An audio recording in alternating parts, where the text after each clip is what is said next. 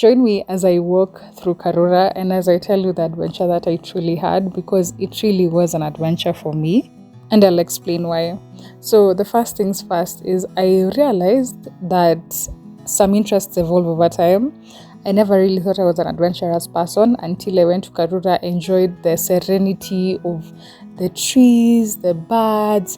It's just the air that is there and how the trees have formed a shade that have really made Karura the place to be while you want to think and meditate and think of everything that you can ever think of. It feels very therapeutic, and it really is therapeutic.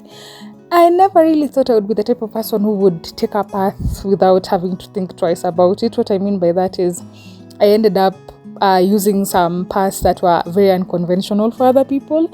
Not that they were not marked, or rather they did not indicate signs of life, or that they did not, have any evidence of people having walked through them. It was just that a lot of people are not using them. And in my mind, in my curiosity of curiosities, I was like, where is this leading me to?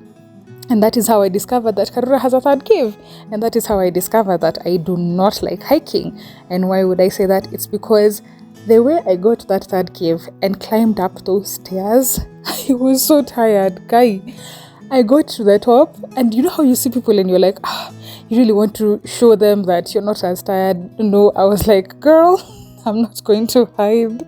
I am exhausted. And at that point is when I realized, do not invite me to your Gong Hill trips. Do not put me in a WhatsApp group that says Gong Hills, Mount Longonot, and whatever. Invite me to places where I can just do walks on very slow slopes, like minor slopes, or places that have slopes with stairs, aka Karura Forest. That's all I'm saying.